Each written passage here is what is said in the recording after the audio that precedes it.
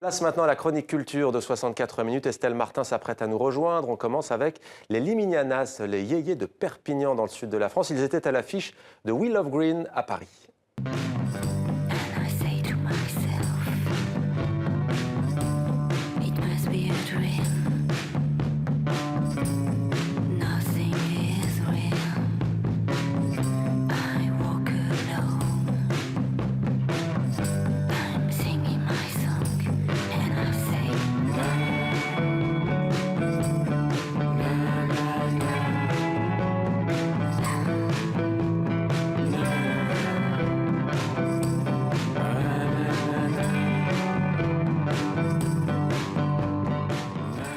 Bonsoir Estelle, Bonsoir ravi de Mohamed. vous retrouver, ça faisait longtemps. C'est le grand retour, pour ne pas dire comeback en anglais. Donc ce groupe, je ne le connaissais pas et visiblement il cartonne, y compris aux États-Unis. Alors là, on a écouté Garden of Love, Jardin de l'amour, hein, c'est ça? Oui, et les Liminianas, c'était hier soir à We Love Green, vous savez, un festival qui se passe là, qui s'est passé au Bois de Vincennes. Et c'était plutôt We Love Boo, hein, puisque vu les conditions météo, il fallait mettre ses bottes pour y aller. Donc finalement, ils étaient plus de 50 000 à venir écouter PJ Harvey ou encore LCD Sound System, mais aussi les Liminianas, surnommés les yéyés de Perpignan. Alors Lionel et Marie, les fondateurs du groupe, n'aiment pas trop ce surnom, et pourtant c'est ce petit côté yéyé français qui les a fait connaître outre-Atlantique, parce que ce sont les Américains qui ont craqué en premier pour ce duo. Ils ont signé leurs premiers albums en Amérique, et depuis, le label français Because les a repérés et a produit leur dernier disque, Malamort. Alors vous comprenez pourquoi je leur ai donné rendez-vous à la Statue de la Liberté, celle de Paris, non pas celle de New York, et ils m'ont expliqué comment leur musique, c'était du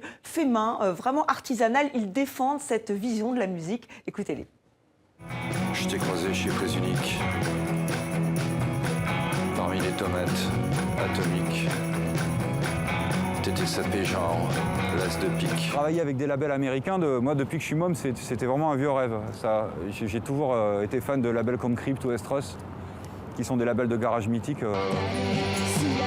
Ce qui intéresse les Américains dans la musique française, c'est le fait de ne pas essayer de sonner comme eux la plupart du temps. Et j'imagine les imperfections les espèces de maladresses qu'on peut mettre soit dans les accents ou dans la façon de produire la musique. Nous, on travaille tout seul jusqu'au mixage, donc on n'est pas du tout des ingénieurs du son, et encore moins de bons musiciens.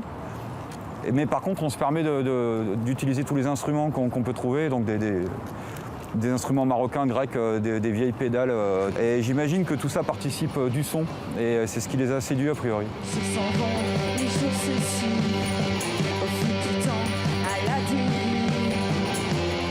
C'est un disque qu'on a... Sur la forme, en fait, on l'a monté comme un film à sketch à l'italienne, un peu dans l'esprit des monstres, c'est-à-dire en gros plusieurs petites histoires avec un début et une fin, et des personnages récurrents, mais qui évoluent dans des univers qui n'ont rien à voir les uns avec les autres. Devant le Golden Sun Hotel, Costas attendait. Malamore, le titre, c'est sur le principe, c'est l'histoire d'amour contrariée à l'italienne, quoi, qu'on retrouve dans toutes ces comédies. Les textes sont écrits, on écrit comme ça naturellement en fait, et la musique aussi, elle se fait comme ça naturellement.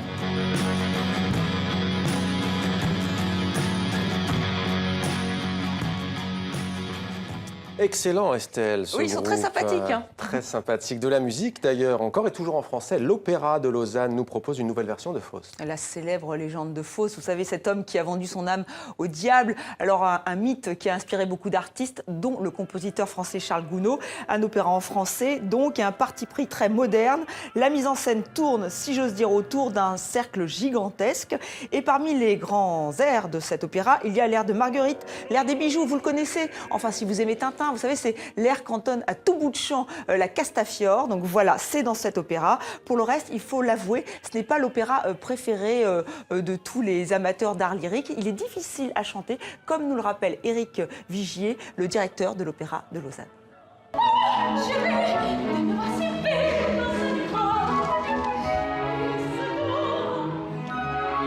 Il y a des œuvres, par exemple, que l'on peut reprogrammer tous les 5 ans, comme une Traviata ou une Bohème. Le grand public adore, ils viennent, ils savent qu'ils découvriront toujours une distribution différente. Non, Faust, c'était plus un pari.